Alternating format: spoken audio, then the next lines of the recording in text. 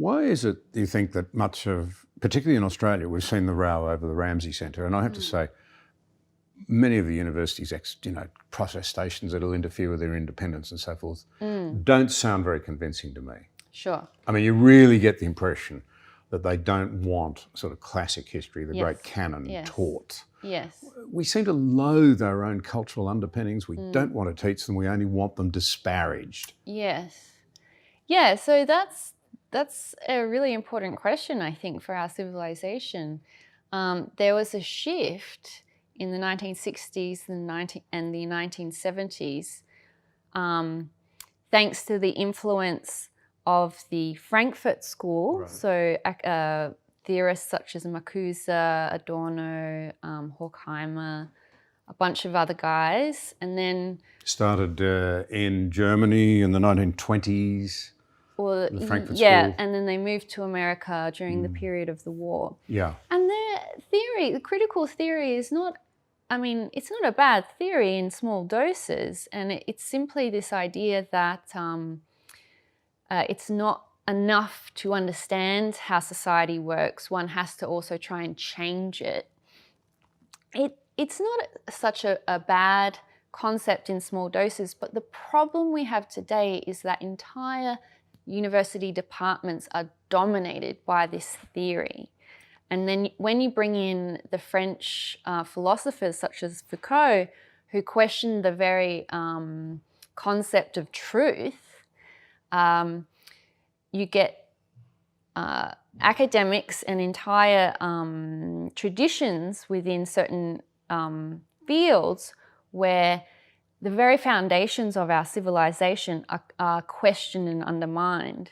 So what you'll find in, I mean, there are, of course, history departments which are still doing empirical history and are bringing in data and doing all sorts of solid work. But we've also got a situation where there are very strong dominant narratives which say that Western civilization is inherently exploitative. It's ransacked other cultures in Africa and in the East. Everything about our civilization has harmed other peoples, indigenous peoples. There's actually there's no pride or recognition of any of the achievements that we've made, that Western civilization has made. And so we're getting an entire generation of young people coming out with this very distorted view of history and who are seeing their own society and their own history in a very negative light. And I don't think that is healthy at all for a civilization. Surely it's important to remember that the Frankfurt School and from the 1920s, and in fact the Italian Gramsci as well, who was writing in the 1930s, one-time friend of Mussolini, falls out, goes to prison, dies, his works are largely forgotten, but then they're discovered again in the unhappy and turbulent 60s. In many ways, they were motivated by a frustration that the workers had not arisen and overthrown Western capitalism and installed communism. Yes. If the workers weren't going to do it, then perhaps it should be done through academia and reaching the young people. If you like, that's where the term, I think, cultural Marxism probably comes from. Attack the culture, ensure that it's no longer seen as worthy, as having delivered good. You know, no one would ever say it was perfect, but I mean, I wonder whether any cultures have ever really developed personal freedom in the way that the West has. Yeah. And yet our young people are being subjected, because it filters out of the universities into academia, into the teaching professions, into the media, now into the boardrooms. I wonder whether, in fact, it equips people to form balanced perspectives on what works and what doesn't work. Yeah, so the thing that frightens me the most about critical theory, which has become this dominant explanatory theory within a great portion of academia, is that it doesn't allow for neutrality or impartiality. Yeah. So it forces, when you say it's not enough to understand the world, the point is to change it, it forces one to take a position, to pick a side. And then what happens is when academics are advocates or activists, they see people who are trying to remain impartial or neutral as the enemy. They haven't picked a side. They're fence sitters. They're the enemy. And so it's really frightening, because unless we have a space where one can be apolitical or neutral or impartial, we lose our ability to analyse things objectively. We lose the ability to have fair procedures. I mean, imagine the court system, the justice system, if we all just had to pick a side without understanding the evidence. You know, imagine being a person on a jury and you haven't even looked at the evidence, but you've got to decide whether someone's guilty or not guilty. I mean, we'd be living in the dark ages again. But this is what this theory is doing, and we're training the younger generations to think in this way, which is what scares me the most. Well, I agree. Although there's cause for great hope. Yeah. There's an enormous appetite amongst younger people. Yes. I think for ideas, for being able to explore these things properly.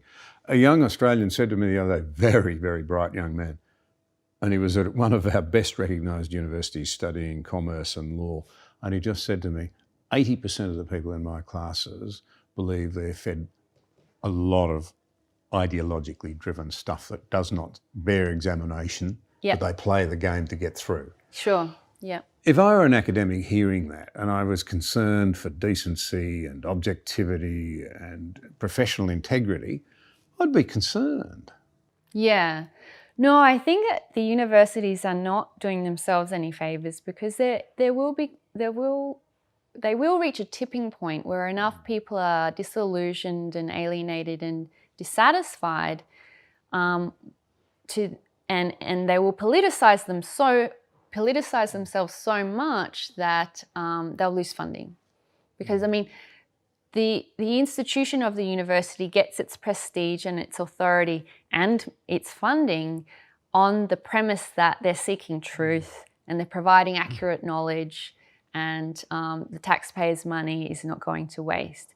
If they continue down the path that they are on at the moment, the public will get fed up and their funding will dry out, potentially.